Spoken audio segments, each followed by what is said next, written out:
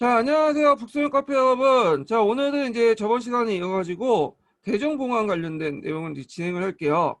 요번에 이제 강의는 제가 저번 주부터 이제 그 아이패드를 사용했는데, 그 아이패드 그 기능 중에, 그 프로그램 중에 굿노트라는 기능이 있더라고요. 그 프로그램이. 그래서 굿노트를 한번 시범적으로 돌려보니까 상당히 기능이 좋아서 요걸 이제 진행을 할게요. 자, 그러면 이제 강의 내용을 이제 좀 볼게요.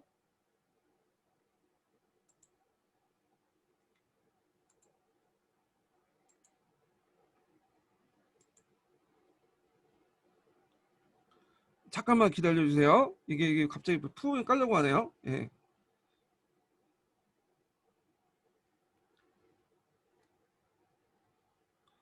어,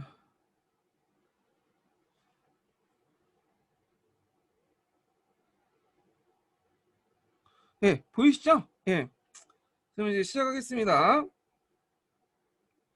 자, 거기 보면 이제 대정봉안이라는 게 있어요. 일단은 대정봉안 자체가 예전에 시험 문제 기출문제 나왔거든요. 두 번 정도 나왔기 때문에 요걸 좀 암기할 필요가 있어. 대정봉안을 이름 자체가. 자, 요거 꼭 외워두세요. 제가 이제 형광펜을 쓴 거는 좀 암기해 두려고 이제 단어 명칭이나 이름이나 이런 것들을 이제 좀 칠하거든요.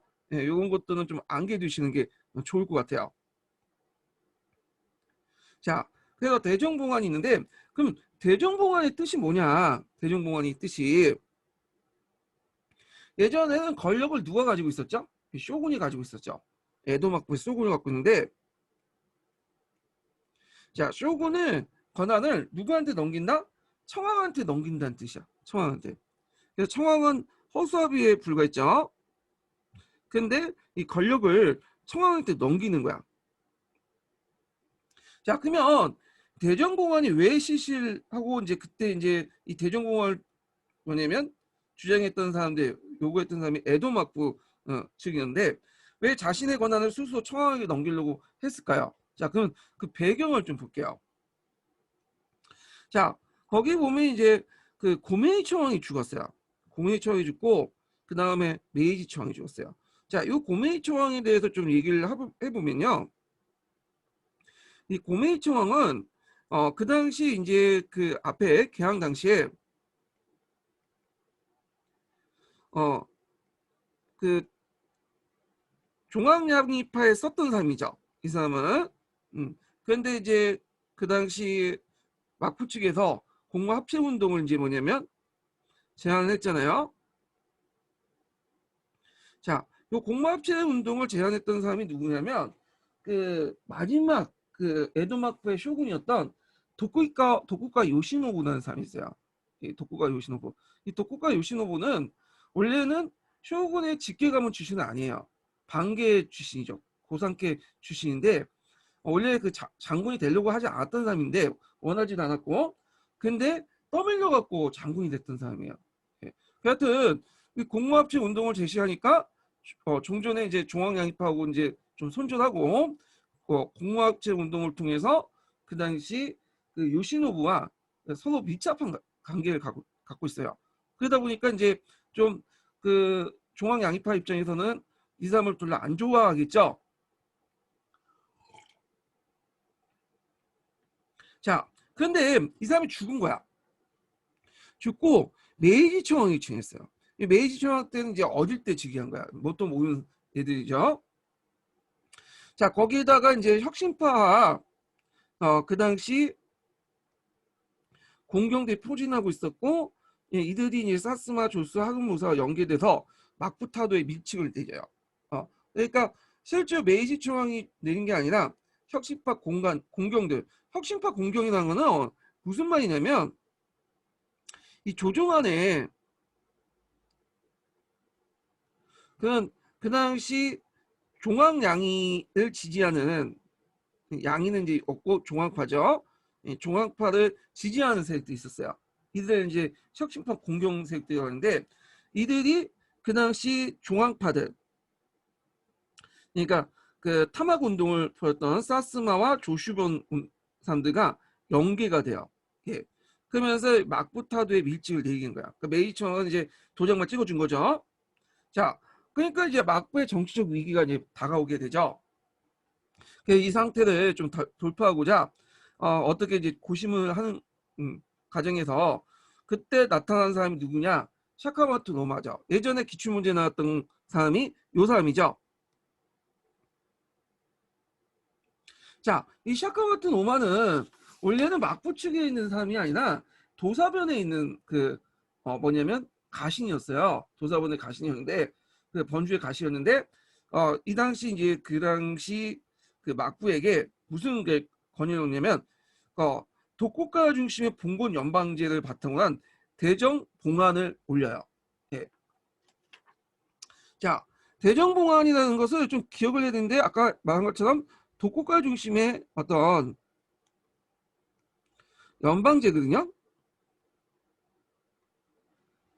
자, 이건 뭐냐면 그 당시 청왕이 어리니까 실제 정치를 못하죠. 그러니까 이제 청왕의 형식상 양해를 해주고 실제 주도권은 그 대전 에도막부를 중심으로 자기가 이제 친하는 번들 중심으로 해갖고 정치하겠다. 이런 의미야. 그러니까 형식상은 청왕에게 걸려고 그 양도하지만 정치는 누가 하는 거야? 에도막부를 중심한 몇 개 견들이 하겠다. 이게 이제 뭐냐면 독국가 중심 봉건 연방제 개혁 이행 내용인데, 자, 그래 놓고는 이제 뭐냐면 정치 권력을 이제 청왕에게 반환하겠다고 이렇게 선언을 하죠. 어린 그 청왕은 잘 모르니까 그냥 수용을 해버려. 자, 그러니까 이제 이거에 대해서 이제 당연히 요 사스마와 조슈본 같은 경우에는 어떻게요? 당연히 반대하겠죠. 그래서 결국에는 그 당시 군대를 동원해요. 군대를 동원해갖고 고고쇼 회의를 이제 개최를 해요. 그리고 왕정복구를 선언해. 왕정복구를. 그래서 왕정복구를 선언해서 다이고레이라는 것을 반포해요. 그리고 이걸 통해서 막풀 폐지하고요.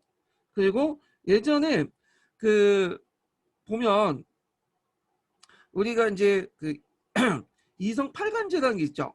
그러니까 고대 예전에 그 야마토 정권 때 거기에 이제 있는 간직들을 다시 복귀를 시켜요.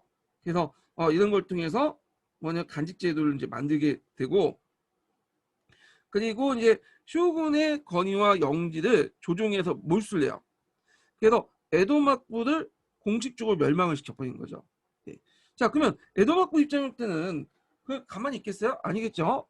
그래서 자기들 군대를 동원해 갖고 대항을 하지만 얘네들의 이제 무장 상태가 별로 안 좋았어요. 그래서 주로 이제 뭐냐면 총칼이라든지 조총이라든지 그 정도야. 왜냐면 우리가 보통 그 임진할 때는 상당히 일본군 무장이 되게 좋았잖아요.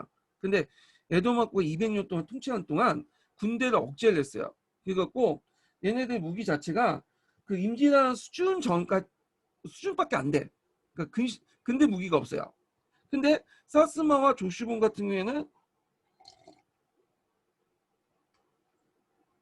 근대 무기로 무장을 하고 있었거든요. 상대가 되나. 그래서 그 새롭게 등장한 그 세정부는 막부를 조종의 적으로 이제 규정을 하고요. 토벌군은 에도도 직결시켜. 도쿄죠. 그래서 진압을 시키죠. 그리고 이제 그 당시 이제 그 마지막 쇼군이었던 그 요시노부는 금방 항복을 해요. 예, 요시노부는 보신 전투 이후에. 그래가지고 되게 보면 이제 그 메이지 정권 입장에서는 요시노부를 되게 좋게 봐요. 의외로. 왜냐면 이 사람이 이제 원래 막부에 수공이 되려고 했던 사람도 아니었고, 그리고 전쟁을 하는 도중에 금방 좀 뭐냐면 패하니까 약간 패하니까 그냥 항복을 해버렸던 사람이야. 그래서 요시노부의 평가가 의외로 좋아요. 그래서 이 사람은 항복 후에 죽지 않고 그리고 평생 동안 떵떵거리고 살아요. 예. 그래서 하여튼 그렇게 있고 자녀 세력들은 한 1년 동안 계속 싸우게 되죠. 이 전쟁을 뭐라고 하냐? 보신전쟁이라고 해요. 보신전쟁. 무진년에 일어났기 때문에 무진전쟁이라고 하죠. 이것도 암기해 두세요. 예. 자, 그래서 이제 이런 내용들 좀 기억을 해두시고, 그러면 지금까지 이제 했던 그 내용들을 좀 정리를 해볼게요. 이때 이제 개항 이후에 막부 세력들하고 종황파 간의 싸움이 일어나요. 막부세력과 종황파 간의 싸움이 있는데 막부는 개국을 주장하죠. 근데 이제 종황 같은 경우는 양의를 주장한단 말이야. 그래서 막부는 이제 그 공마합체론으로 대응하고 이에 대해서 종황 양의로 대응하죠. 종황파는. 그래서 대립을 하고 그래서 이제 뭐냐면 그 당시 종황 양의파들이 사체리 전쟁이나 그 다음에 사국함대 시모노세키 포국 사건을 해가지고 이제 얘네들 입장을 때는 종황 양의에서 양의는 버려야겠다라는 생각을 갖게 된 거야. 예. 그래서 그 당시 이 사건을 이제 계기로 해가지고 그 당시 종황 양의파들이 양의는 버리고 종황만 이제 살리고 그 다음에 무슨 운동으로 이제 본격적으로 전환하냐면 탐학 운동으로 전환되죠. 예. 이게 이제 토막론이죠. 이게 예전에 기출문제 나왔던 거고요. 자, 하여튼 결국에는 토막론이 불거졌고요. 그 다음에 두 번에 거쳐서 조슈 원정, 제2차 조슈 운동 결과 그 당시 막부 측이 이제 지니까 이제 궁지에 몰리는 그 저희 막부 측에서 다이쇼 보강을 한 거예요. 다이쇼 보강. 그리고 근데 이게 대응해서 다시 이제 그 종황파드는 왕정복고 대호령을 이제 공포하고 결국에는 그 당시 토막파와 그 다음에 토막파를 저지하는 자막판의 어떤 싸움이 일어나죠. 그래서 결국에 토막파가 이제 승리를 해서 메이지 유신이 일어났다. 이렇게 좀 기억을 해두시면 돼요. 그러면 여기에서 좀 눈여볼 게 공의정체론이라는 게 있어요. 이게 이제 뒤에 시험 문제와 연결되는데 기출 문제하고 자 공의정체론은 뭐냐면 이 공의정체 다이셰인 봉안의 기원이 됐던 거야. 요게 자 이게 무슨 내용이냐? 그 당시 막부가 혼자 정치하지 않고 그 당시 여러 사람들이 같이 통치한다는 거야.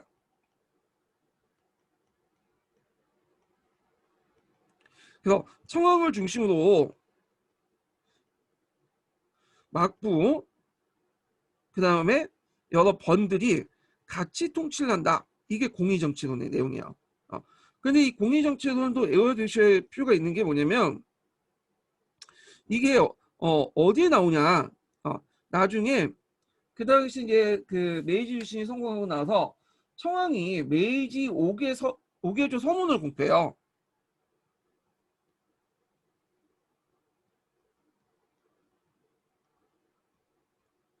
그 메이지 5개조 서문 안에 반영이 됐어. 예, 요 내용이요. 그리고 나중에 의도하지 않았지만 또 이제 뭐에도 영향을 미치냐면 다이쇼 데모크라시, 자유민권 운동 이런 것도 영향을 미쳐요.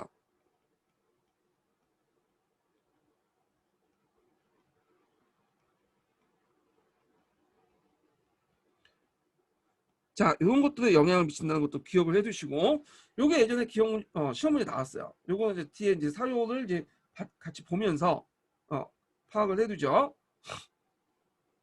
자, 그럼 이제 넘어가서 메이지 유신을 볼게요. 자, 일단 쉽지만 메이지 유신은 외워두셔야죠. 뭐 모르신 분도 없었겠지만 일단은 요 자체가 시험 문제 많이 나왔기 때문에 암기해둘 필요 있어요. 메이지 유신. 자, 그러면 메이지 유신은 몇 년에 일어났죠? 이거 기본적인 거 1868년에 일어났어. 그리고 메이지 유신과 대립을 했던 그 당시 같이 중국에서 일어난 것이 양무운동이죠. 예전에 양무운동과 메이지 유신 짝져가지고 두 번 정도 물어봤으니까 요 시기별로 이제 좀 기억을 해두시는 것 같아요. 근데 요 메이지 유신과 양무운동의 이제 경쟁에서 양무운동이 패배한 것을 상징적으로 볼 수 있는 게 뒤에는 청일전쟁이죠. 그래서 이제 이런 내용들 이제 보고 자 메이지 유신의 개혁 내용은 상당히 중요하니까 하나하나 다 파악할 필요가 있어요. 자 그럼 메이지 유신을 이끌었던 사람들 누구냐 이런 사람들 자 대부분 하층 무사 출신이에요. 종황 양의파죠. 네. 그 당시에는 양이라고 이제 붙였지만 양이라는 걸 타막 쪽으로 이제 옮겨가게 되죠.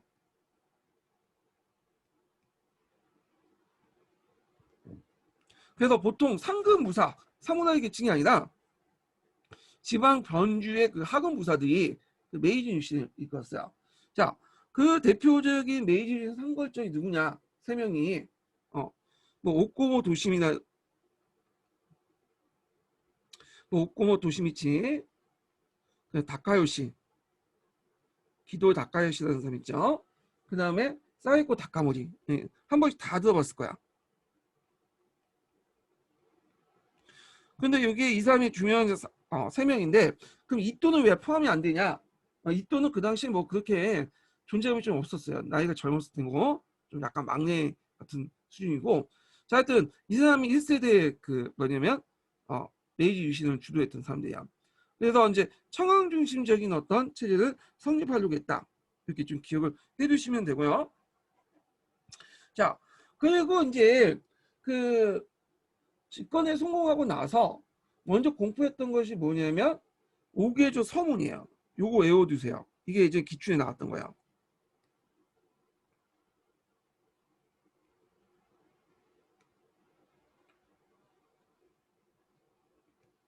자, 이 오개조 서문은 그 당시 이제 그 청왕 청왕이 신에게 맹세하는 형식으로 반포를 했고요. 그리고 정책 기본 방향을 제시를 했어. 그래갖고 그 내용을 보면 그 청왕 중심의 중앙집권적 확립, 그리고 군대 국가의 혁신, 복구와 혁신을 내걸었다. 그러면 왜 복구와 혁신한 자체가 상당히 이율배반적이죠? 단어 자체가 복구와 혁신한 자체가 좀 그잖아. 복구는 예전 거를 돌아가자는 거고 혁신은 새로운 걸 지키자는 거잖아. 근데 그 안에 이율배반적이지만 이게 상당히 이제 그 뭐냐면 그 안에 정치 의미가 상당히 있어요. 왜 복구를 내세웠냐? 그 당시에는 그 일본은 지방 분권이었죠. 상대적으로 중앙 집권적 봉건제도지만 우리보다는 상당히 지방 분권적 사회였어요. 그러다 보니까 구신점이 없는 거야. 그리고 유럽처럼 시민사회도 형성되지 못했어요. 자, 그러면 좀 힘들겠죠. 왜냐하면 빠른 시간에 개혁을 하려면 뭔가 구신점이 잡혀야 될 거 아니야. 네. 그러니까 그 당시 구신점, 중심을 누구를 잡냐면 청왕이라는 것을 끄집어내서 잡는 거야. 그러니까 예전에 그 당시 청왕 중심의 그 고대 시대 때 야마토 정권으로 돌아가는 거죠. 그래서 청왕의 어떤 권위를 세우고 그 청왕을 바탕으로 해서 구신점을 잡고 그리고 나서 뭐냐면 이 구신점을 바탕으로 해서 뭘 한다? 혁신한다. 이때 혁신의 뜻은 서구의 문화를 받아들이는 거죠. 자, 그래서 요 오개주 서문 발표 내용에 그 내용이 담겨져 있다. 이렇게 좀 기억을 해두시면 되고요. 자, 그러면 내용을 좀 볼게요. 자, 널리 회의를 열어 모든 이들 공론으로 결정짓 것.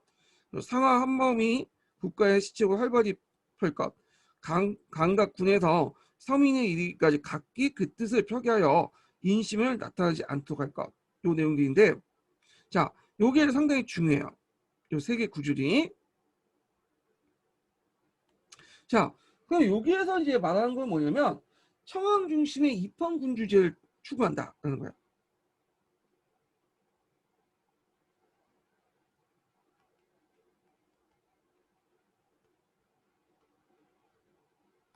예, 청왕 중심의 입헌군주제를 추구하는데 여기 보시면 알겠지만 공론에 결정할 것. 그리고 상하 한마음을 이제 따라서 국가 시책을 활발히 할 것. 그리고 그 당시 강과 군, 서민들이 이기까지 각기 뜻을表한다. 그러니까 정치를 청왕이 주도를 하지만 그렇다고 해서 청왕이 멋대로 하지 않겠다. 그래서 여러 계층의 의견을 같이 뭐냐면 하면서 들어가면서 정치를 하겠다. 자, 어디에서 약간 비슷한 그 느낌이 들죠? 그 에도마코 시대 때 아까 언급했던 그 무슨 정치론, 예, 그 앞에 이 공의정치론과 관련돼 있죠. 공의정치론. 예, 그래서 요거는 공의정치론과 연결돼요.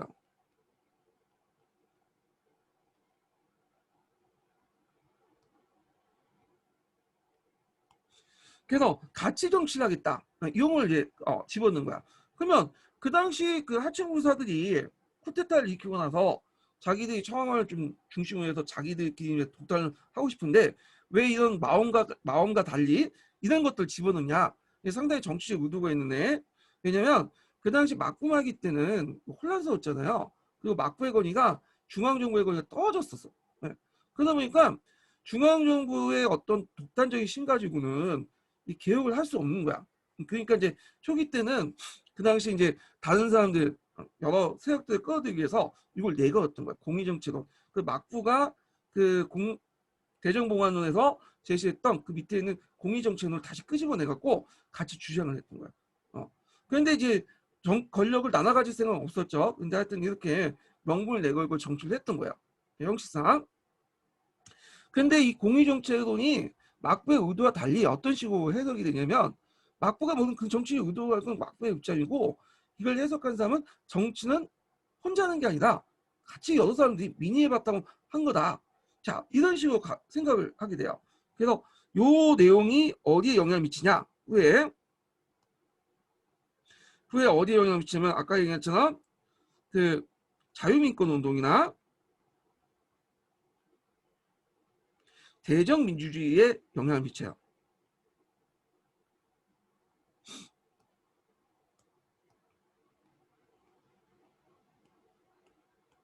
요거 꼭 기억을 해두세요. 이게 시험 문제 예전에 기출문제 나왔어요.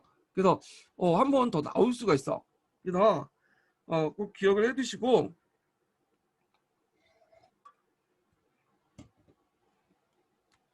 자 그래서 이제 이렇게 해서 이제 한번 그 예제 시험 문제 나왔던 5개조 서문을 이제 공부를 했고요. 그리고 이제 여기는 안 나와있지만 또 동시에 뭘 이제 공부를 했냐면 5방 개시라는 걸 이제 공부해요. 뭐 중요한 건 아니지만 이건 서민생활을 단속하기 위한 건데요. 그 당시 이제 5방 개시 같은 것들을 제시해서 서민생활을 단속을 했어.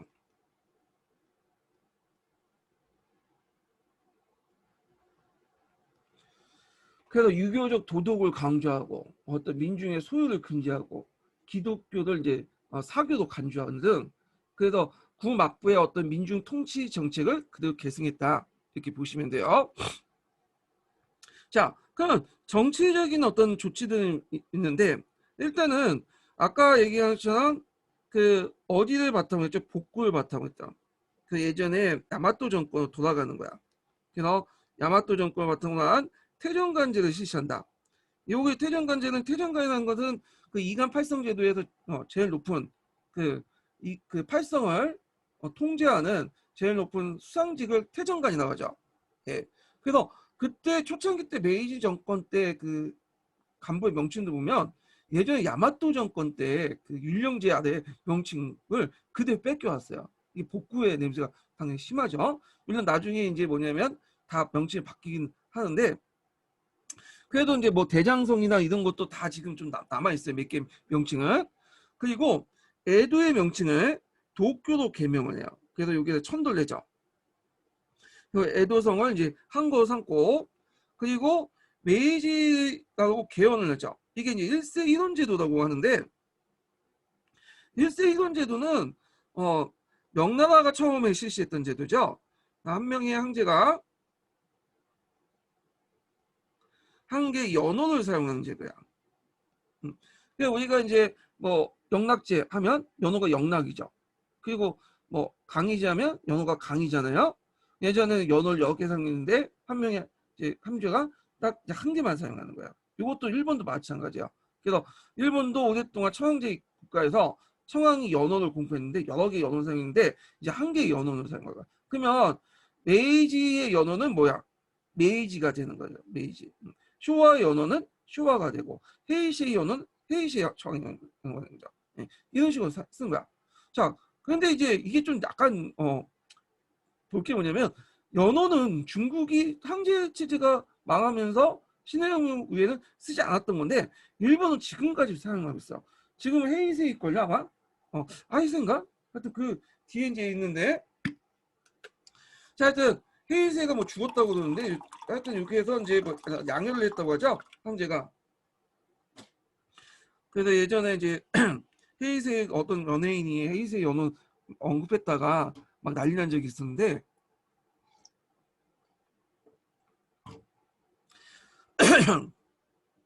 자, 개혁의 목표는 상황의 문물을 적극적으로 수용해서 중앙집권적 입헌군주의 확립을 통한 부국강병을 달성하려고 했다. 그래서 강력한 황제권을 바탕으로 해서 황제를 구심점으로 해서 황제의 청왕이죠. 청왕을 구심점으로 해서 개혁을 단행하려고 했다. 요걸 좀 기억을 해두시고 그러면 이제 여기 입헌군주제인 거예요. 입헌군주라는 것은 황제권은 강하지만 법에와 제도에서 규속을 받는 거죠. 예. 그래서 물론 유럽의 입헌군주제보다는 권력이 강해요. 상대적으로 볼 때. 자, 그럼 정치적 개혁을 이제 볼게요. 정치적 개혁. 자, 정치적 개혁은 먼저 이제 중앙집권을 이뤄야 되잖아요. 중앙집권화가 제일 중요하죠.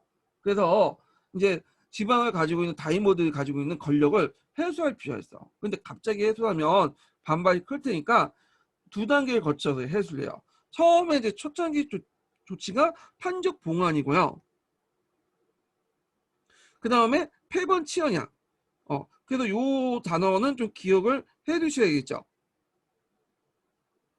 판적봉안과 폐변치연 요거 두 단계를 거쳐갖고 했는데 자 판적봉안이 뭐냐. 판적봉안은 자 일단 토지와 인민이 판적이거든요. 예.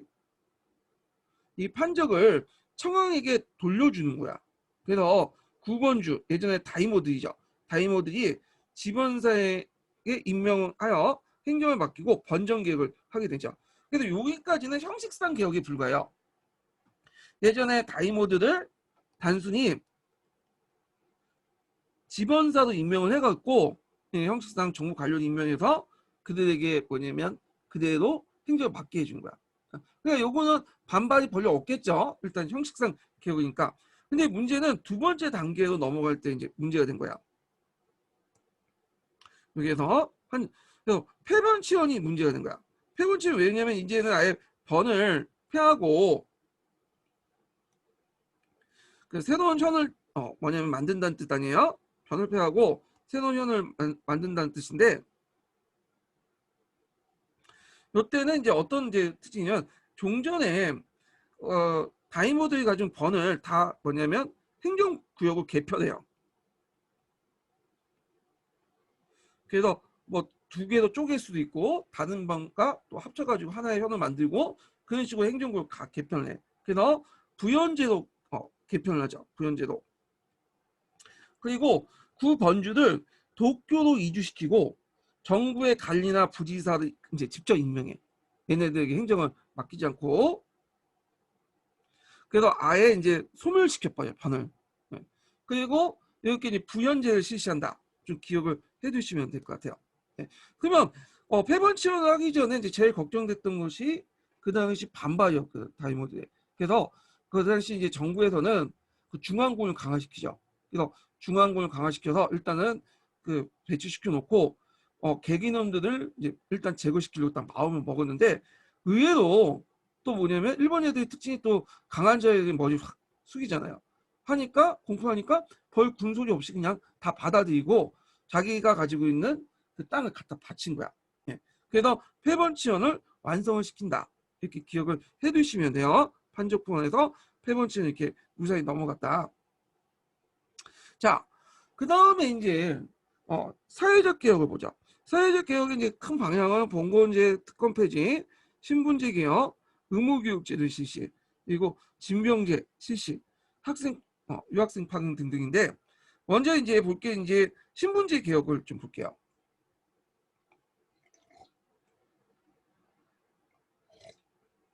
자, 신분제 개혁은 뭐와 연결해서 봐야 되냐면 징병제와 연결돼야 돼요. 이게 예.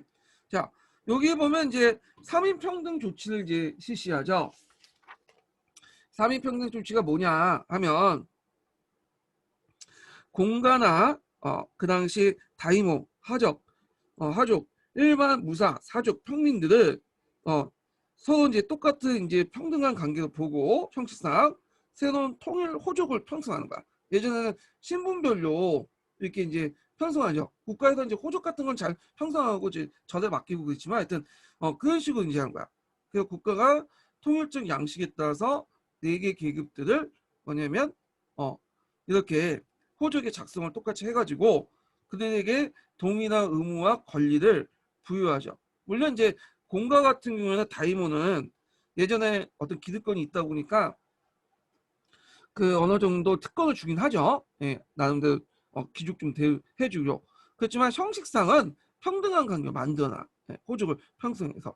참고로 이게 공가를 이제 뭐라고 하냐면 공가는 청왕과 그 당시 교토 예전 조정의 관리들이나 그 집안들 공가라고 해요.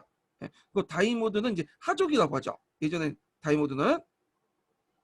그리고 평민들의 권한을 이제 강화시켰는데 평민들의 권한 내용 중에 그 모지를 이제 허락하고 이때 모지라는 의미는 성이라는 의미예요.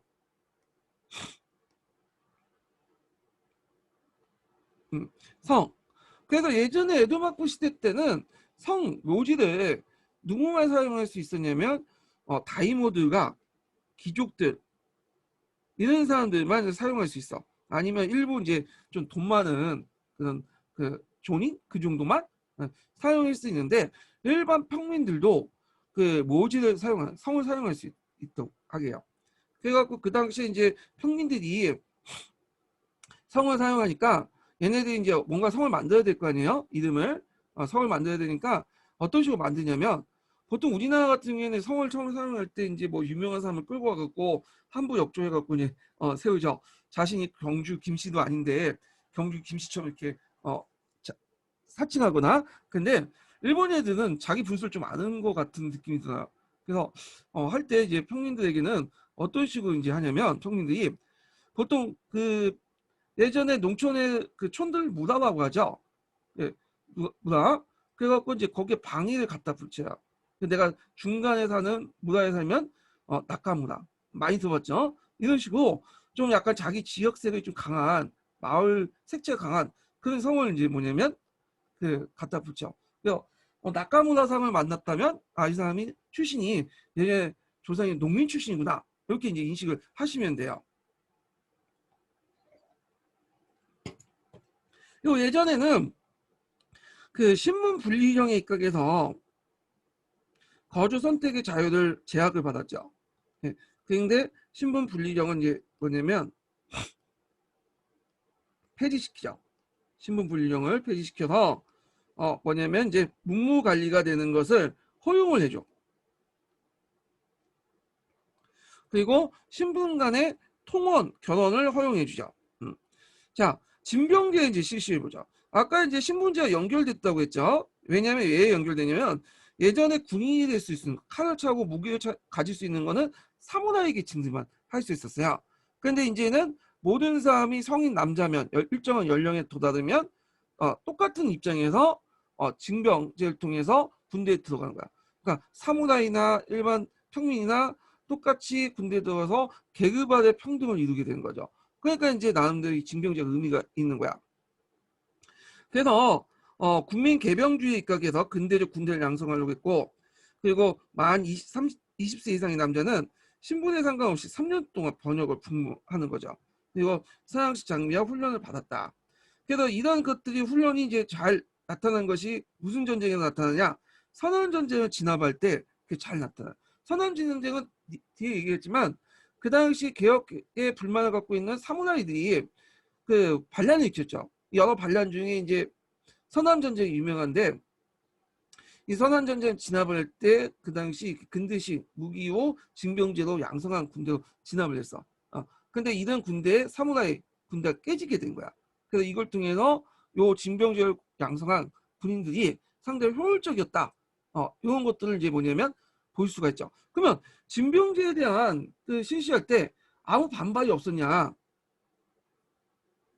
자, 반발이 많았죠, 당연히. 왜냐하면 평민 입장이나 사무라이 입장 때는 둘 다 불만이 있는 거야, 나름대로.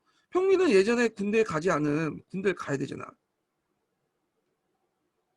군대에 거의 끌려가는 거죠. 지금 군대 가고 싶은 사람 없죠? 예. 그래도 마찬가지 그 당시에는 군대 가고 싶지 않았어요, 얘들도. 그러니까 그거에 대한 반발로 그 당시 뭐가 일어나냐면 그 농민들이 징병제 반란이 일어나요.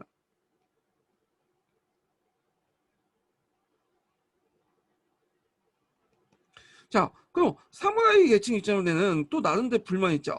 예전에 병역의 의무는 자기만 가고 이걸 바탕으로 자기 특권을 누렸는데 뺏기는 거 아니야. 자, 그러니까 뭐냐면 당연히 그거에 대한 불만이 누적될 수밖에 없었고 나중에 이것이 나중에 이제 사무라이들 반란들로 연결돼. 반란의 배경가 되죠. 그리고 각가지 면세 규정들이 되게 많아요. 면제 규정들이. 지금도 군대 많이 면제받았고 문제가 있죠. 심있고 빽있는 사람들 다 빠지고 그런 게 때문에 또 문제가 됐어요. 그래서 한계점도 있었지만 나름대로 의미가 있었다.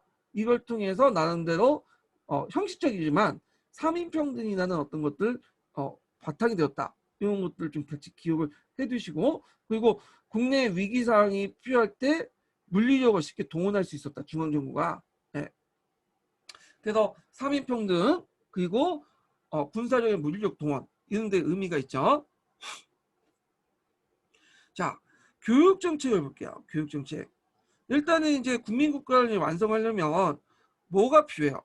기본적인 교육이 필요하죠. 예전에 평민들은 교육이 필요하지 않았어요.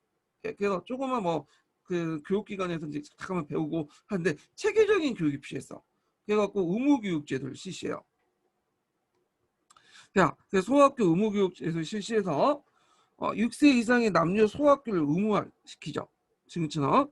근데 초창기 때는 이게 잘 안 됐어요. 왜냐면 의무교육 시켜놓고는 교재라든지 입학비 다 받았어요. 그러다 보니까 반발이 많았는데 나중에는 이제 어느 정도 재정적 여유가 되니까 다 이제 의무교육을 시키죠. 근데 우리나라 같은 경우는 의무교육 좀 늦었죠. 이게 이제 6.25 전쟁 이후부터 이제 의무교육이 됐는데 일본은 이미 이때부터 의무교육 시킨 거야. 그래서 그걸 통해서 국민국가를 형성하려고 했다. 그리고 대학을 설립하죠.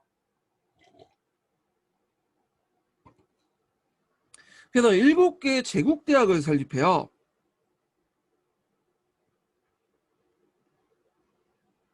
식민지나 본토에 일본 그 제국대학을 세우는데 제국대학은 국립대학이에요. 그 중에 이제 제일 유명한 대학이 도쿄대학이에요. 도쿄대학. 그리고 국립대학 외에도 게이오 대학이라든지 그 다음에 사범학교 이런 것들 게이오 대학 같은 경우는 이제 이런 학교들은 사립대학이죠. 그리고 사범학교 중고등학교 초등학교 교사들 양성하는 거 등등 이제 대학 교육을 한다. 그래서 그 국민국가를 완성하기 초강기 때 소학교 의무교육을 깔아놓고 그리고 중학교 대학교 같은 세계적인 교육기관을 만들어서 뭐냐면 참신한 근대에 필요한 인력을 양성하려고 했다. 이렇게 좀 기억을 해두시면 될 것 같아요. 자, 그리고 교육과 관련된 것은 뒤에 나온 문명개혁 이런 것도 연결돼요. 그 다음에 이제 또 볼 게 재정개혁인데요. 요 재정개혁은 꼭 기억을 해두셔야 돼요. 네, 재정개혁은 이게 이제 지조법이라고 하죠. 외워두세요. 이거.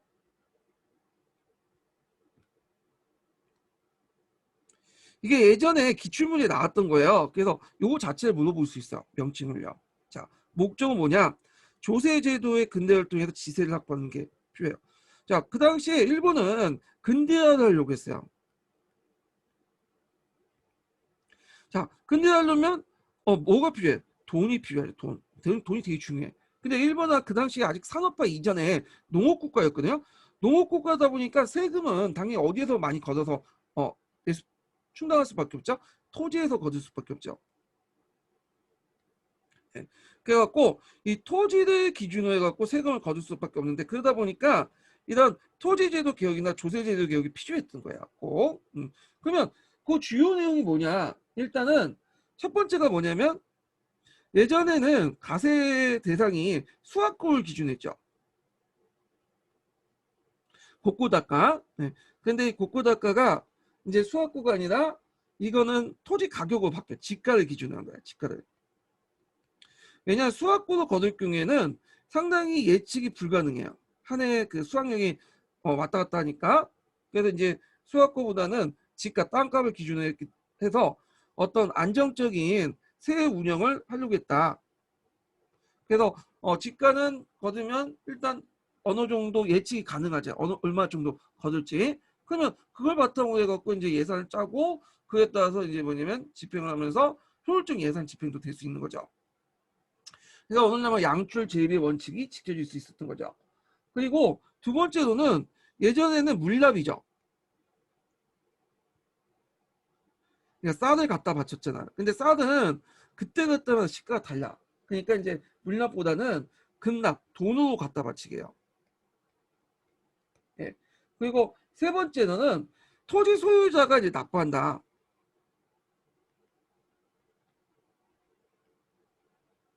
이거는 뭐가 그냥 근대적 소유권을 인정해 주겠다는 거야.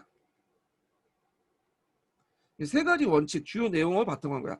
예전에는 그 농민들은 소유권을 갖고 있었던 게 아니에요. 경작권, 보유권을 갖고 있었던 거죠. 예. 그래서 그렇지만 이제 뭐 매매, 양도나 이런 것도 금지하지만 실제로 했다고 했어요.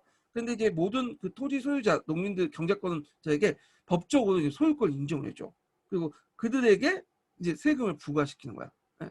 그게 이제 세 가지 주요 내용인데, 그래서 수확권을 기준으로 했던 것을 지가 기준으로, 물납을 근납으로, 그리고 토지 소유자를 납부해서 소유권을 인정해 준다는 거.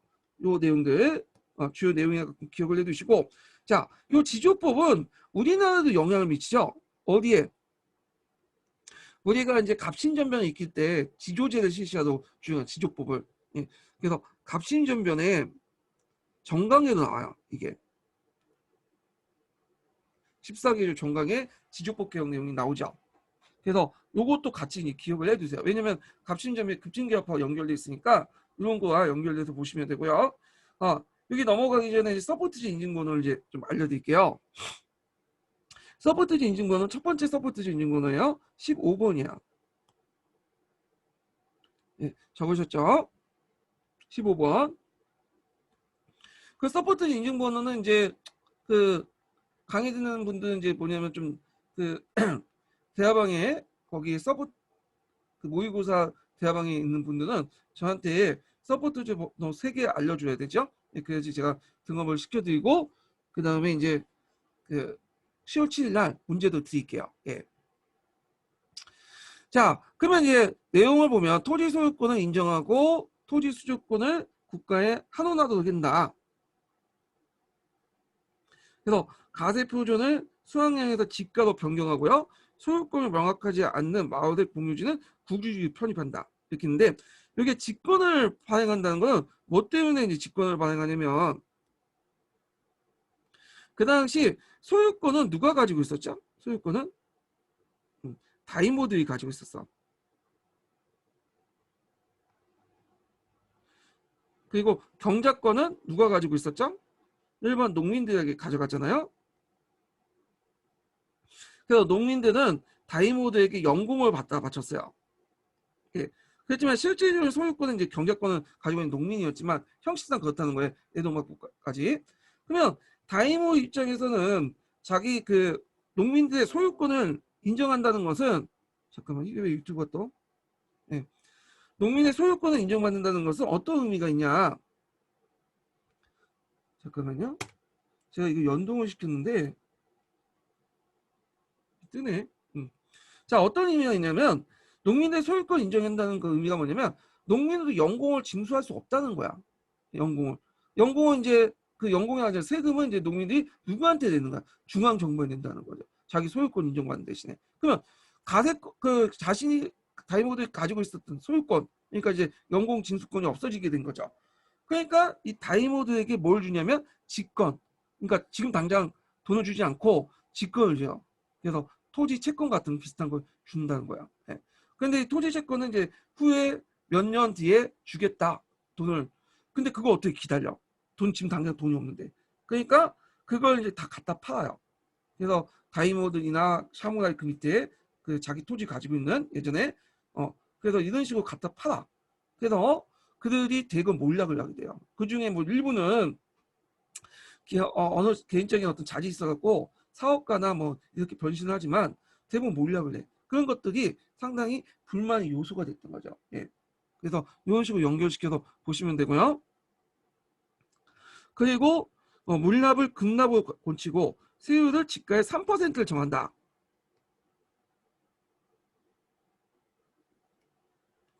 그래서 지가의 3%를 중앙정부에 납부하는 거야. 근데 이게 문제가 뭐냐면 이 3%가 높은 건 아니야.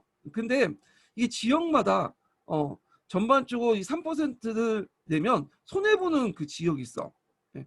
그래갖고 그거에 대해서는 반발이 많았어요. 그래서 이제 그거에 대해서 농민들의 저항, 이끼들이 발생하거든요. 그러니까 이제 좀 굴복해서 그 당시 농민 저항이 많으니까 이거에 대해 굴복을 해갖고 이 지지율을 2.5% 인하를 해요. 예. 자, 그리고 또 문제점은 중충적이고 부분적인 정통 관리. 예전까지 이제 뭐냐면 소유권 외에도 그 어떤 그 EPG 사용권이나 영소작 특권을 이제 취소를 했다는 거. EPG가 사용권은 공유주를 공동 이용할 수 있는 권리를 얘기하고 여기에서 이 영소작 특권 취소는 좀 보면 이것도 상당히 이제 복잡한데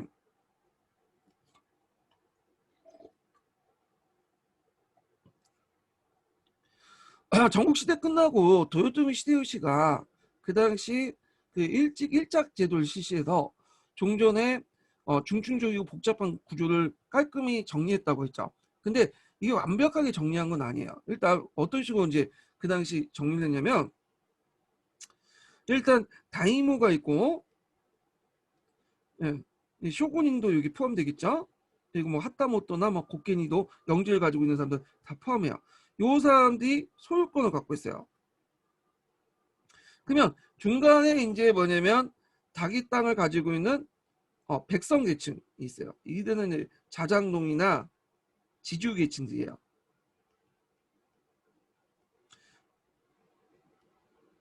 요들을 하쿠쇼라고 하죠. 보통 우리가 백성이라는 건 일반 평민이 아니라 토지의 경작권을 가지고 있는 보유권을 가지고 있는 사람을 하쿠쇼라고 해요.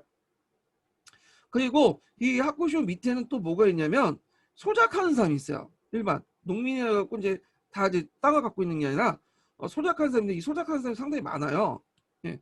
그러니까 이 백성들에게 뭐냐면 이 백성은 뭘 가지고 있냐면 토지 경작권을 가지고 있고요. 요 소작인들은 또 얘네들에게 또 소작권을 받아갖고 소작을 이제 하게 돼요. 그러니까 얘네들 직접 땅을 견작할 수도 있고 일부 땅을 또 소작을 줘요. 그 밑에 있는 사람들. 예. 근데 이제 요게 주요 내용은 다이모들의 토지 소유권은 부정해서 대신 얘네들은 직권을 줬다고 했죠. 토지 증서를 주고 보상으로 백성들에게는 경작권 대신에 근대적 소유권을 인정하고 얘네들에게 세금을 내도록 한 거야. 이제 연봉 대신에 중앙정부의 세금을 지세를 납부하도록 하죠. 그러면 그 소작인들은 예전에 무슨 권한을 갖고 있냐? 우리처럼 그 도지권 같은 권한을 갖고 있어. 영구 소작권. 근데 요건 근대적 토지 소유를 하면서 요건 인정하지 않아요. 예. 그러다 보니까 소작권에 가지고 있는 사람들 예전에 영구적으로 이제 소작권을 이제 갖고 농사를 짓는데 계약농을 전락을 내버리는 거야. 예. 자장의 지주 밑에서 계약농 소작하니까 전락하니까 이거에 대한 반발 이런 것들이 또 농민 반발의 또 원인이 돼요. 지주율 높아서 올린 것도 있고 그 당시 소작인들 입장일 때는 영소작권 특권 같은 걸 무시해버리고 그래갖고 이런 게 있었다. 그래서 이제 이들 백성 계층이 뒤에 그 호민이라 부르는 상층 농민이라고 하는 사람들이고 이 사람들은 하층 농민인 사람들이에요. 그래서 상층 농민들은 나름대로 살아남아요. 그래서 심지어는 토지를 더 넓히고 근데 하층 농민들은 대거 몰락을 하죠. 그리고 그들 중 상당수가 이제 뭐냐 도시로 가서 공업 노동자로 변신을 하게 되죠. 예. 그래서 이 농촌 안에서도 상층 농민과 하층 농민의 흐름이 각기 달라요. 방향도 다르고 이해관계도 다르고 그리고 이것이 나중에 자유민권 운동에 영향을 줬다. 예. 이런 것도 좀 기억을 해두시면 돼요. 자, 경제적으로 이제 볼게요.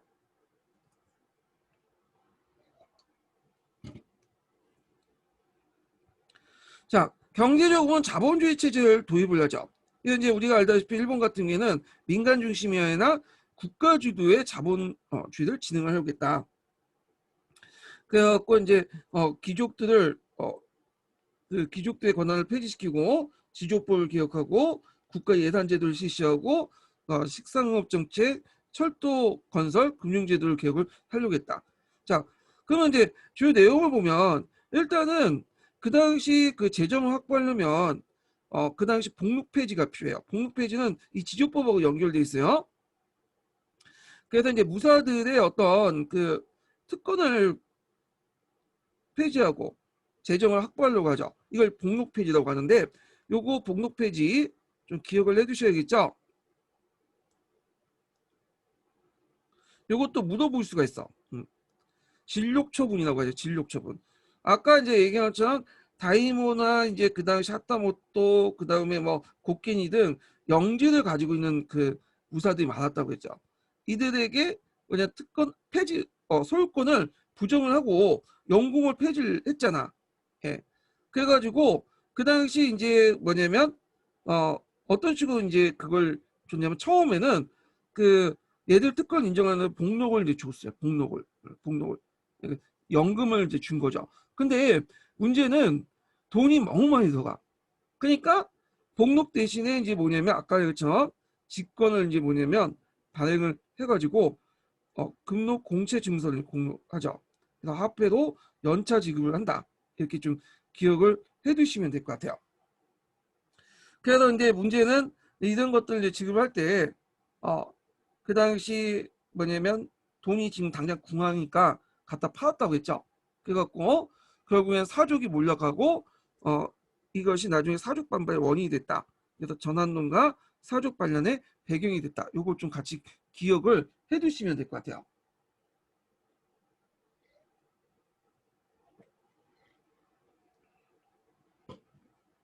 자, 그래서 이제 그 당시 복록 폐지라는 것은 다인부대 연공 수익을 없애는 대신에 복록을 지급했는데 복록을 이제 지급하다 보니까 재정이 악화돼서 재정 확보 차원에서 복록을 폐지하고 자기가 예전에 받은 연공, 그러니까 소유권에 대한 대가죠. 그에 대한 대가를 대신 금록 공채 증서로 복록이 아니라 금록 공채 증서 주면서 화폐로 연차 지급했는데 이게 언제 받을지 모르니까 이게 갖다 팔면서 사족들이 몰락했고 그것 때문에 나중에 전환론이나 사족 관련 배경이 되었다.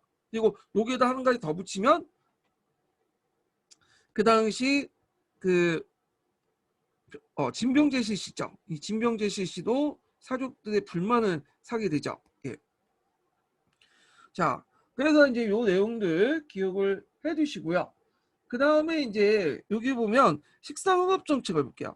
자, 식상흥업 정책, 그 식상흥업이라는 이름도 외워둬야 되겠죠.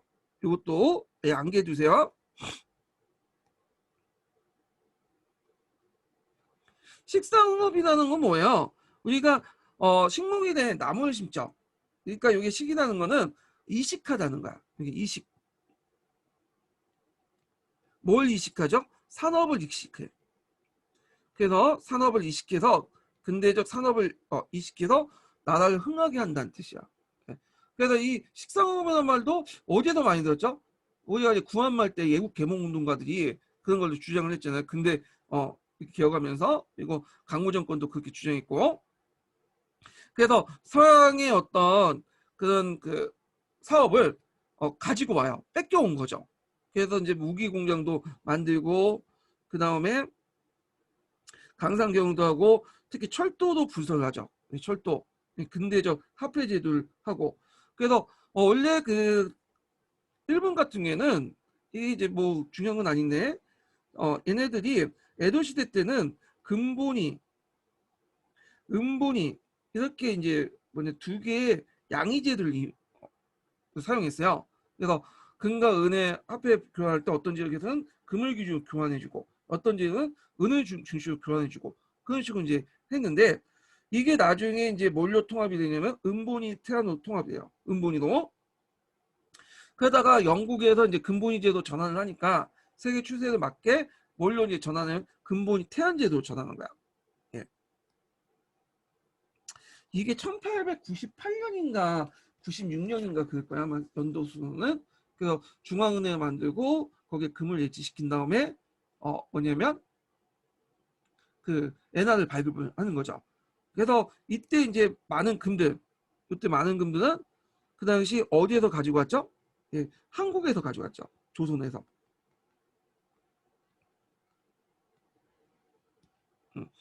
그래서 이제 이런 제도를 했고요. 그 다음에 이제 우편 제도를 제정하고 전화 전신 같은 것들 도입하고 기계적 공정들, 그러니까 서양식 기계적 공정들을 도입했다. 자, 사상적인 측면을 볼게요. 사상적인 측면.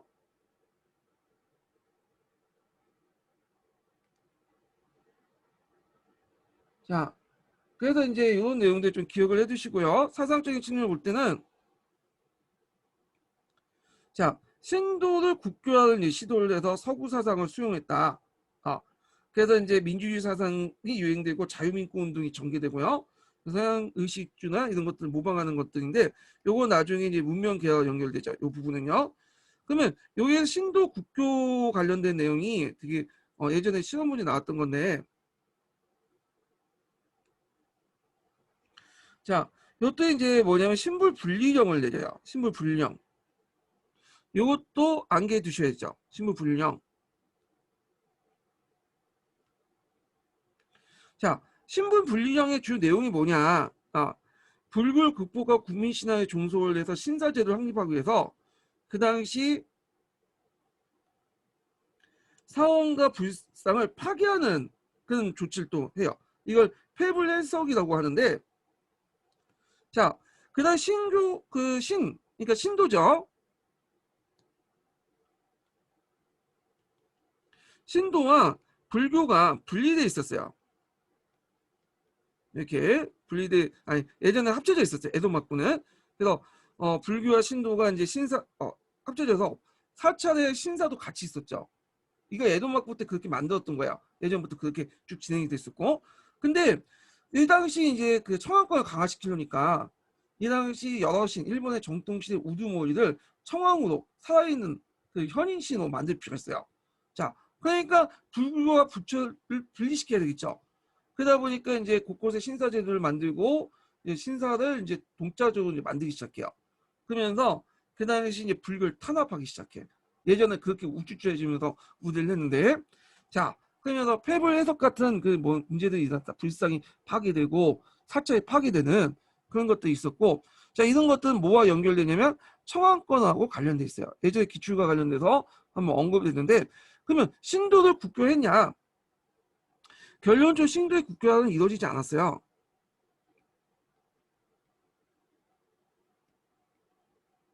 신도의 국교화는 이루어지지 않았다. 네, 이런 것들 좀 기억을 해두시면 될 것 같아요. 예. 왜 신도의 국교화는 이루어지지 않았냐면 그 당시 일본이 근대 국가를 하려면 외국의 눈치를 봐야 되잖아요. 그러다 보니까 신도의 국교화를 공식화시킬 수 없었어요.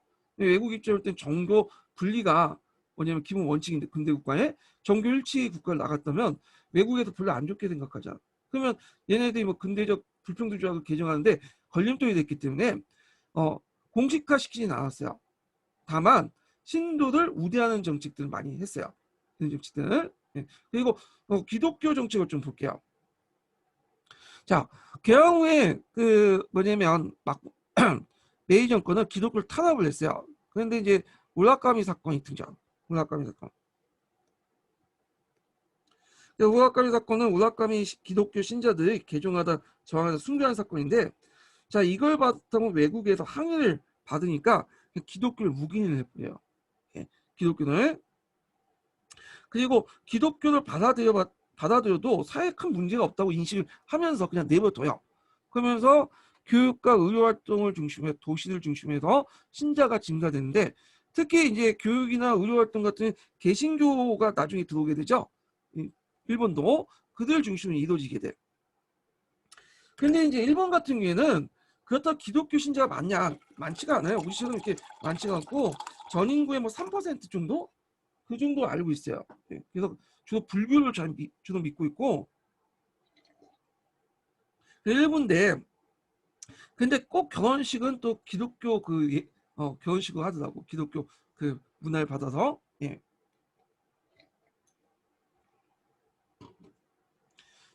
결과적으로 국수주의고 군국주의, 제국주의 체제가 성립됐다. 뭐 이렇게 있고요. 자, 사족 반란을 볼게요.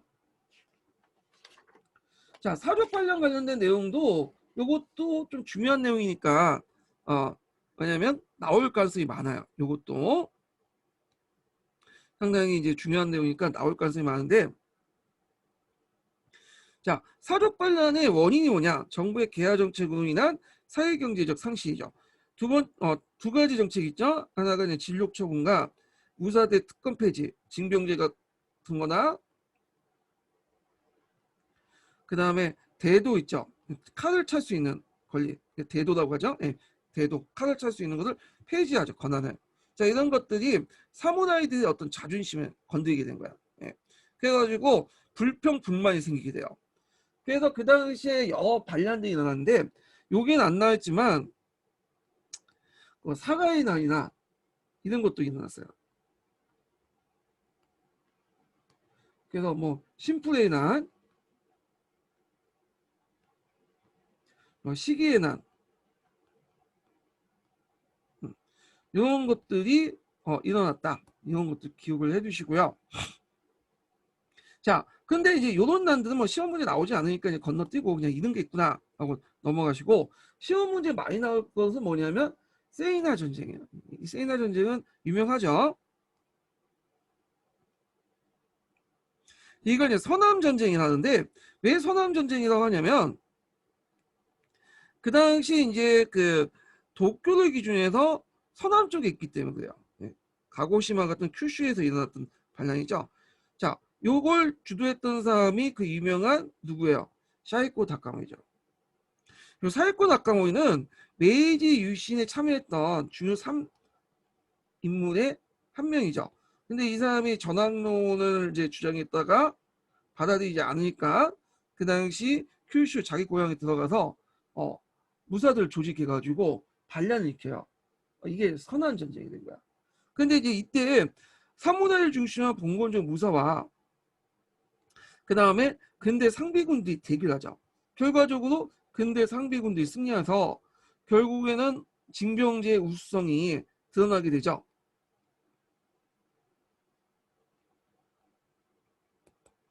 자, 그러면 요 사족 반란은 이제 일어나고 나서 선언전쟁 이후에서 국민 어떤 방향으로 이제 이들 불만이 어떤 식으로 표출됐냐? 자유민권 운동 표출됐다. 이거 같이 기억을 해두시면 돼요.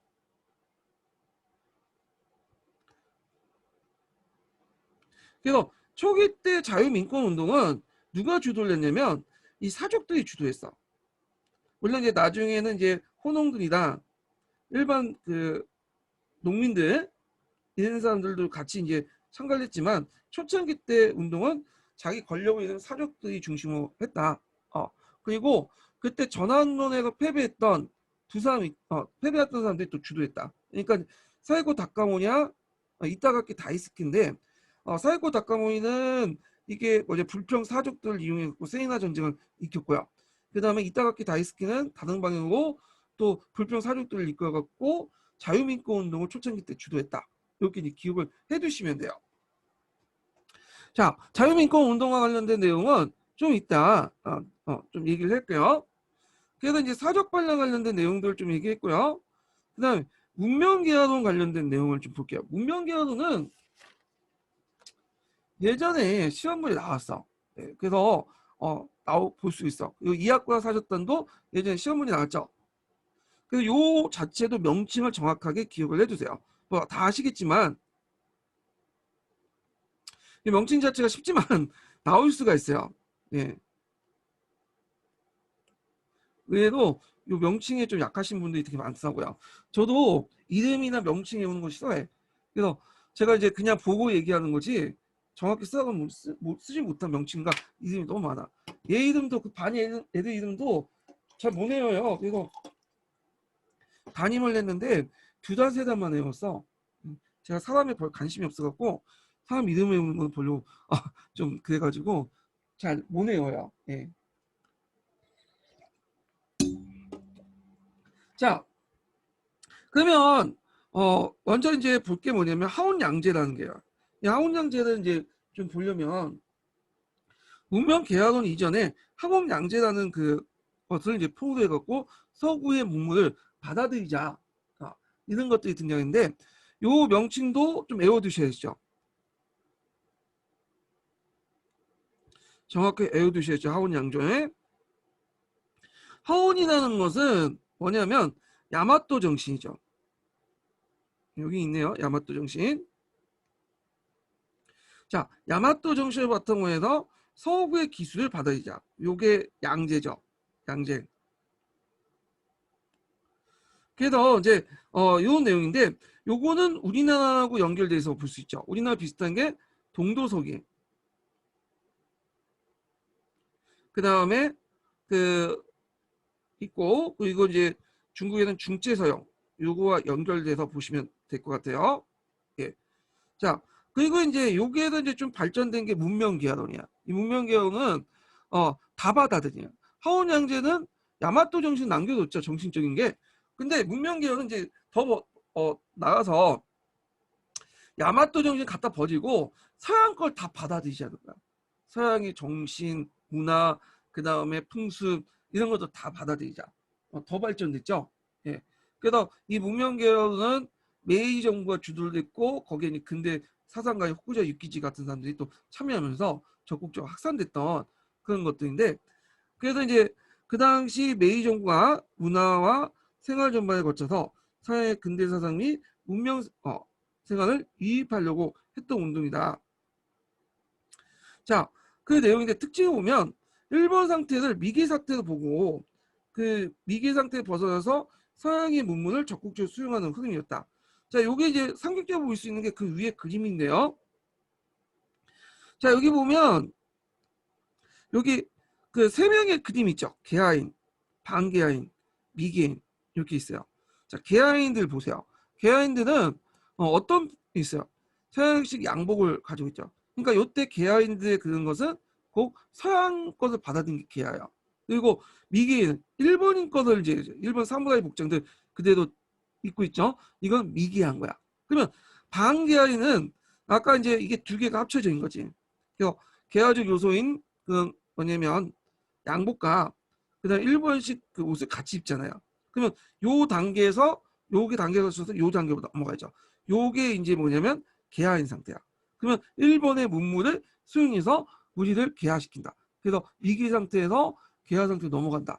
자, 이런 식의 주장을 하게 됐죠. 자, 이게 이제 문명개혁론 자체가 예전에 기출이 나왔으니까 꼭 기억을 해두세요. 요거 기출에 나왔던 거죠. 거기에 이제 여러 사상가들이 같이 참여했는데 뭐 요 이름도 이제 여러 사람들이 있지만 후쿠자 유키치 그 다음에 니시무라 시게지 뭐 니시 아메메 등등이 있는데 여기에서 이름을 꼭 외워둬야 할 것은 예전에 기출에 언급했던 사람들 외워둬야 있죠. 누구? 후쿠자 유키치. 이 사람은 상당히 중요한 사람이니까 외워두세요. 이 사람들이 뭘 조직했냐? 요 단체도 되게 중요해. 그 명유사라는 것을 성립해요. 그래서 메이로쿠사 명유사를 설립을 하죠. 그리고 메이크로 잔시 명유 잡지를 이제 뭐냐면 발행하는데 요게 뭐냐면 동아시아 책에 나와 있더라고. 세계사 책이나. 그래서 이제 뭘 강조하냐? 인권과 입헌 정치 같은 걸 강조해요. 인권 사상에 영향을 뭐냐면 줬다. 그래서 이런 인권 사상과 입헌 정치를 강조하는데 이거는 아파 메이지 정권 때 초창기 때 5개조 선언문을 공포했다고 했죠. 거기에 보면 공의정치론 내용이 있다고 했죠. 이 공의정치론이 영향을 받다고 보시면 돼요.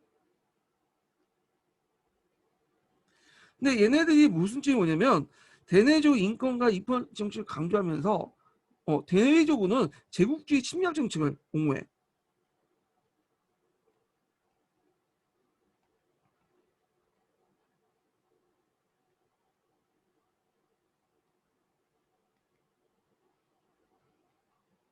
그런 뭐 이중적인 잣대를 가지고 있다.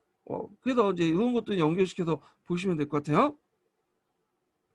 자, 그러면 대표적인 사상가인 후쿠자 유키치를 보죠. 후쿠자 유키치. 예. 자, 후쿠자 유키치는 예전에도 기출문제 나왔어요. 그래서 이것도 좀 기억을 했는데 이 사람이 이제 게이오 의숙을 이제 설립했죠. 오늘날 게이의 도에게 전신이고 뒤에 연결하자면 타라논을 주장해. 요것도 예전에 기출에 나왔기 때문에 명칭 좀 기억을 정확히 해두시고요. 그리고 그 당시 어디에도 영향을 주냐면 중국과 한국 같은 계열 사상의 영향인데 특히 우리나라는 이제 한국에 영향을 줘. 급진계합화에 영향을 줘요. 네. 그래서 이 사람이 후쿠자 유키치를 몇 번 만나고 갑신전병 이후에 후쿠자 유키치의 생각이 변하는데 초창기 후쿠자 유키치는 타란을 주장했던 사람이 아니에요. 흥하론을 주장했던 사람이야. 아시아 연대론이죠. 물론 이 아시아 연대론 자체가 이제 다른 사람이 주장했지만 이 후쿠자 유키치가 그걸 이제 영향을 받은 거예요. 그래서 한국과 중국과 일본이 같이 가자. 근데 갑신전병의 실패 소식을 듣고 나서 이제 한국은 도저히 안 되겠다. 버리고 가자. 그래서 외국이 먹기 전에 우리가 먹자. 뭐 이런 논리를 피기 시작하죠. 이게 타라논인데 하여튼 타라논이 이런 식으로 이렇게 홍안론에서 타라논으로 바뀌게 된 것이 김옥규가 일어난 갑신전변 때입니다. 이것도 좀 연결돼서 보시면 되고요. 타라논은 지우세요. 예. 중복된 거고. 자, 그 다음에 교육과 언론 활동, 그리고 학문의 어떤 그 권유, 운명 계라돈을 조사하는데 그 중에 유명한 게 서양사전이죠. 요거 꼭 외워두세요. 서양사전.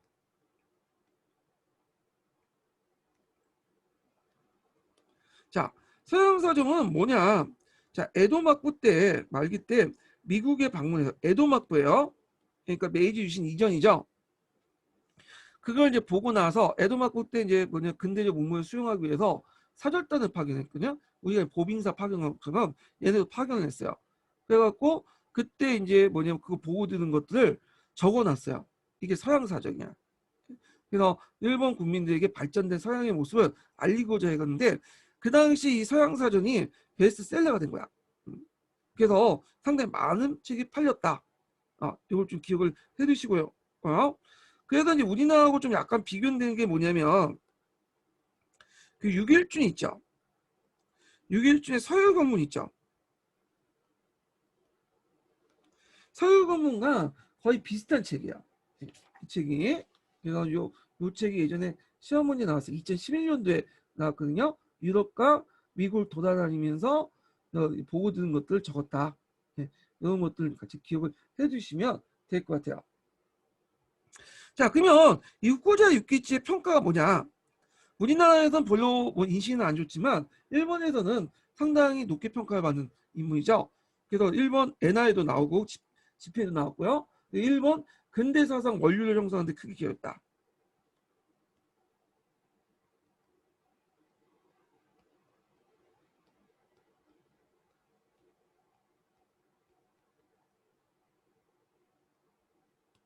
자, 일본의 그 근대사상을 원류를 그 상당히 원류였다. 이렇게 이제 보시면 돼요. 예. 자, 그 다음에 이제 문명계라는 내용을 보는데 요거는 동아시아 내용에 그 동아시아 교과서에 있더라고요. 그 시험 문제 나오긴 좀 그렇긴 한데 일단 볼게요. 자, 서양식 시간 개념과 후리를 개념을 동의했죠. 태양력을 채용하고 시간의 표시를 하루에 24시간을 통일하고 간청에서 일요일날 후일제하고 7요일제라고 하죠. 음력설을 폐지하고 청원 기념일은 이제 뭐 이런 것들은 좀 근데 아마 러시아나 독일의 영향을 받은 것 같아요. 그리고 보통 절기 행사를 금지하는 우리가 이제 단오나 이런 것들 있잖아요. 이런 것들을 폐지했어요. 농업사에서는 절기가 되게 중요하거든요. 그래서 보통 절기를 지내면서 농업 이제 농사 짓 때 이제 뭘 해야 될 걸 알게 되는 그런 행사 절차를 거치는데 이걸 폐지시켰어. 생활에서는 양복을 착용하고 단발머리, 그다음에 서양식 건축, 간청에서 은혜, 서양 요리점 등등 있고, 그다음에 가스 등 인력거, 철도, 마차 등이 있는데, 그다음에 서양 요리를 많이 보급됐는데, 일본에서는 네 발 달린 짐승들 잘 안 먹었어요. 그 에도막부 전까지, 에도막부까지는. 그래서 이제 육식을 별로 안 좋아했어. 그래서 우리가 이제 뭐 그 소나 돼지 이런 것들 잡아먹지 않았어요. 주로 이제 먹는 건 생선을 좋아했죠, 애들은요. 근데 그 메이지 유신 이후에 이제 개항 이후에 서양인들 체육복이 크거든. 일본은 왜소하잖아요. 예. 원래 이제 그걸 보고 나서 왜 우리가 왜소하냐? 서양인처럼 크지 못하고 육식을 하지 못해서 그렇다. 그래서 우리도 육식을 해야 된다. 그러면서 이제 육식을 하기 시작해. 서양 요리를 적극적으로 받아들여요. 근데 막상 이제 서양 요리를 받아들이니까 문제가 생긴 거죠. 고기가 별로 없는 거야. 돼지고기나 이런 것들. 그래갖고 이제 우리가 돼지고기를 적게 사용해갖고 그 당시 밀가루 반죽에 얹혀갖고 먹는 뭐 튀겨서 먹는 돈가스 같은 것들 이런 것들 만들고 그리고 나중에 뭐 카레 같은 것도 이제 만들어졌죠. 이거는 뭐 그 당시 일본 해군에서 각기병이 발생되니까 이거 곤치기 위해서 만들었다고 하는데 하여튼 이런 식으로 푸전 음식들을 많이 만들었어요. 우리도 즐겨서 먹는 이런 것도 이제 많이 만들었다는 걸 좀 기억을 해주시고 뭐 요거는 동아시아 책에 있는데 나오기가 좀 예매해. 이런 것들은.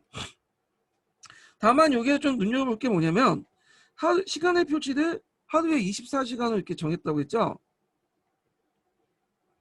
그래갖고 요게 이제 영향을 줄 게 뭐냐. 기차예요. 기차.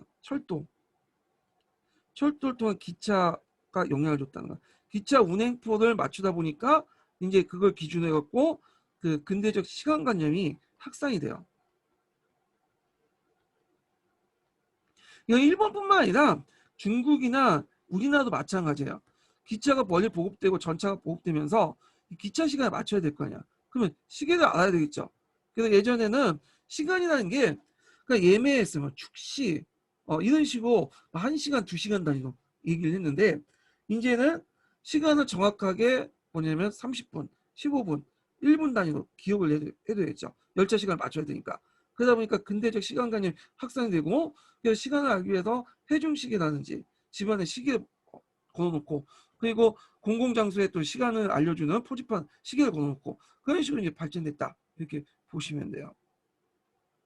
자, 그러면 이학과 사절단인데 자, 이학과 사절단도 이거 예전에 시험 문제 나왔던 건데 요거는 좀 쉬었다가 할게요. 예.